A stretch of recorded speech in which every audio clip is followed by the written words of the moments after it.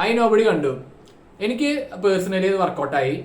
കാരണം എനിക്കിത് ഫീൽ ചെയ്തത് ഒരു ജോണർ ബ്ലെൻഡിങ് ആക്ഷൻ എന്റർടൈൻമെന്റ് വിത്ത് യൂണിക് മേക്കിംഗ്. അതാണ് എനിക്ക് ഇതിനെ ഒരു പറയാൻ പറ്റണ ഒരു സ്റ്റേറ്റ്മെന്റ്.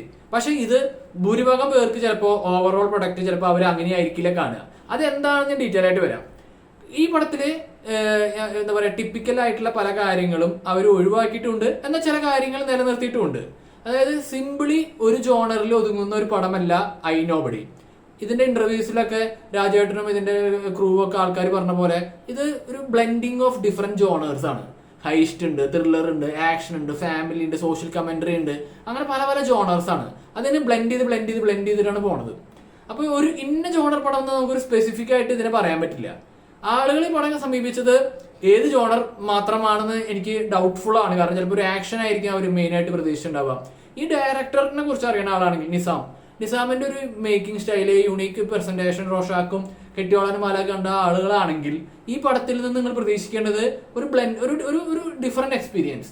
അതാണ് നിങ്ങൾ പ്രതീക്ഷിക്കണമെങ്കിൽ ഐ നോബഡി നിങ്ങൾക്ക് ചിലപ്പോൾ ഒന്നും കൂടി സാറ്റിസ്ഫൈഡ് ആയിരിക്കും.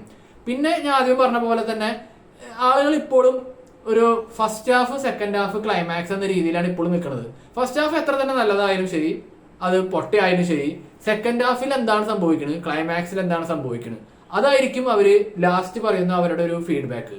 അപ്പൊ അവർക്ക് ഫസ്റ്റ് ഹാഫ് അവർ മൈൻഡിലേ വരില്ല. സെക്കൻഡ് ഹാഫിൽ എന്ത്, ക്ലൈമാക്സിൽ എന്ത്. ഫസ്റ്റ് ഹാഫ് നല്ലതാണോ പൊട്ടയാണോ എന്ന് അവർ ചിന്തിക്കുന്നില്ല. ഇത് ശരിയാണെന്ന് ചോദിച്ചു കഴിഞ്ഞാൽ ശരിയല്ലെന്ന് ഞാൻ പല എന്റെ റിവ്യൂസിലും പലപ്പോഴായി പറഞ്ഞിട്ടുണ്ട്. ഓവറോൾ പ്രൊഡക്റ്റ് ആയിട്ട് വേണം നമ്മൾ പടത്തിനെ സമീപിക്കാൻ. ഫസ്റ്റ് ഹാഫും സെക്കൻഡ് ഹാഫും എല്ലാം കൂടി ചേർന്നതാണ് സിനിമ. ഫസ്റ്റ് ഹാഫിന്റെ കണ്ടിന്യൂഷൻ ആണ് സെക്കൻഡ് ഹാഫ്. ഫസ്റ്റ് ഹാഫ് നല്ലതാണെങ്കിൽ സെക്കൻഡ് ഹാഫ് അതിന്റെ ഒരു റിസൾട്ട് ആണ്. ഫസ്റ്റ് ഹാഫ് സ്ലോ ആണെങ്കിൽ സെക്കൻഡ് ഹാഫിലേക്ക് നയിക്കുന്ന കാരണങ്ങളായിരിക്കാം. അങ്ങനെ ഫസ്റ്റ് ഹാഫ് എങ്ങനെ പോയാലും സെക്കൻഡ് ഹാഫിനായിട്ട് കണക്ട് ചെയ്ത് കിടക്കുന്നു. ഫസ്റ്റ് ഹാഫ് മികച്ചതാവുമ്പോൾ തന്നെ ഒരു ഹാഫ് സ്റ്റേജ് നല്ല സൂപ്പർ ആണെന്നല്ല അതിനർത്ഥം.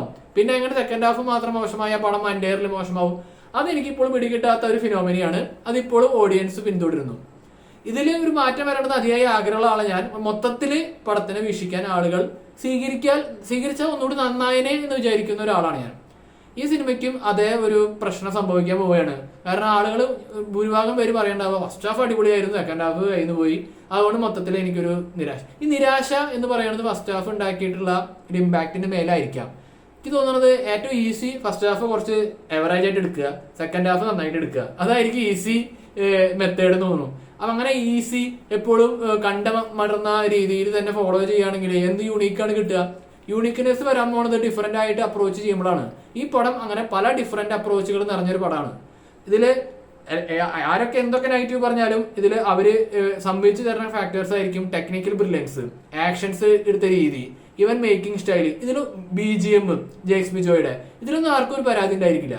പക്ഷെ പരാതി വരുന്നത് സെക്കൻഡ് ഹാഫ് ഫസ്റ്റ് ഹാഫിന് അത്ര എത്തിയില്ല, സെക്കൻഡ് ഹാഫ് കുറച്ച് ഡ്രാഗായി, അത് വേണ്ടായിരുന്നു, ഒഴിവാക്കായിരുന്നു, എഡിറ്റിംഗ് കുറച്ച് ട്രിമ്മി ആയിരുന്നു, അങ്ങനത്തെ കാര്യങ്ങൾ. പേഴ്സണലി എനിക്കും ഫസ്റ്റ് ഹാഫ് തന്നെയാണ് കുറെ കൂടിയും മികച്ചതായിട്ട് തോന്നിയത്. സെക്കൻഡ് ഹാഫ് അത്യാവശ്യം നന്നായിട്ട് വന്നിട്ടുണ്ട്. ഓവറോൾ അത്യാവശ്യം നന്നായിട്ട് തന്നെയാണ് അനുഭവപ്പെട്ടത്. ഇങ്ങനെയാണ് ഞാൻ വിലയിരുത്തുന്നത്. കാരണം അതില് കുറെ ഫാക്ടേഴ്സ് എനിക്ക് യൂണീക്കായിട്ട് തോന്നി. അതില് പെർഫോമൻസ് പറയുകയാണെങ്കിൽ ഒരേ സമയം പൃഥ്വിരാജിന്റെ എന്താ പറയാ മാസ്കുലാനിറ്റി അല്ലെങ്കിൽ ആക്ഷൻ എന്ന രീതിയിലും ആക്ടിങ് എന്ന രീതിയിലും ഡിഫറെന്റ് ആയിട്ട് എടുത്തിട്ടുണ്ട്. ആക്ടിങ്ങിൽ ഒരു ടിപ്പിക്കൽ ആയിട്ടുള്ള കുറെ കാര്യങ്ങൾ ഒഴിവാക്കിയിട്ട് കുറെ മാനറിസങ്ങൾ ഡിഫറെന്റ് ആയിട്ട് രീതിയിൽ കാണിച്ചിട്ടുണ്ടെങ്കിൽ ആക്ഷൻ എന്ന രീതിയിൽ മൂപ്പരുടെ ആക്ഷൻ ഫുള്ളി എന്താണ് മൂപ്പരുടെ ആക്ഷൻ എന്ന രീതിയിൽ തിളങ്ങിയിട്ടത് അത് ഇതിൽ പരമാവധി യൂസ് ചെയ്തിട്ടുണ്ട്. അങ്ങനെ ഒരു മിക്സിങ്. പിന്നെ ഞാൻ ആദ്യമേ പറഞ്ഞില്ലേ പല ബ്ലെൻഡിങ് ഓഫ് ജോണേഴ്സ് ആണ്. ഒരു ഇന്ന ജോണറിൽ പെടുത്താൻ പറ്റില്ല. അപ്പൊ അത് തന്നെ ഒരു ഫ്രഷ്നെസ് ആണ്, ഒരു യൂണീക്ക്നെസ് ആണ്. അതിനൊക്കെ മാർക്ക് കൊടുക്കാം. മ്യൂസിക്കിന് മാർക്ക് കൊടുക്കാം, ടെക്നിക്കൽ ബ്രില്യൻസിന് മാർക്ക് കൊടുക്കാം, cinematography, camera movement, action choreography, അങ്ങനെ കുറെ പോസിറ്റീവ്സ് ഉണ്ട്. പക്ഷേ സംഭവം ആളുകൾ ഇപ്പൊ പറയണ്ടാവുക സെക്കൻഡ് ഹാഫ് പോരാ, പടം പോരാ. ഇത് എനിക്കറിയില്ല. പേഴ്സണലി എനിക്ക് വർക്കൗട്ടായി. നിങ്ങൾ ഒരു ഡിഫറെന്റ് എക്സ്പീരിയൻസ്, ഒരു ഡിഫറെന്റ് മൂവി അല്ലെങ്കിൽ നല്ല ആക്ഷൻസ് ഉള്ള പടം കാണാൻ ആഗ്രഹിക്കുന്നെങ്കിൽ, നിസാം ബഷീറിന്റെ മേക്കിംഗ് സ്റ്റൈൽ നിങ്ങൾക്ക് അറിയാമെങ്കിൽ, നല്ലൊരു ഡിഫറെന്റ് പടം നിങ്ങൾക്ക് കാണണമെങ്കിൽ, അതിൽ പൃഥ്വിരാജിന്റെ പെർഫോമൻസും ആക്ഷൻ സ്റ്റൈലും കാണണമെങ്കിൽ നിങ്ങൾക്ക് നോബഡി ധൈര്യമായിട്ട് തിയേറ്ററിൽ പോവാം, കാണാം, എൻജോയ് ചെയ്യാം. അപ്പൊ അല്ലാത്തവർക്ക് എനിക്കറിയില്ല നിങ്ങൾ എങ്ങനെയാണ് ഈ പടം എടുക്കാൻ പോകണമെന്ന് കണ്ടറിയേണ്ടി വരും. അപ്പോൾ ഈ പടം നിങ്ങൾ കാണുക. നിങ്ങളുടെ അഭിപ്രായം എന്ത് തന്നെയായാലും എന്റെ കമന്റ് സെക്ഷനിൽ പങ്കുവയ്ക്കുക. അപ്പോൾ വീഡിയോ ഇഷ്ടപ്പെട്ടെങ്കിൽ ലൈക്ക് അടിക്കുക, കമന്റ് അടിക്കുക, സബ്സ്ക്രൈബ്, ഷെയർ ചെയ്യുക.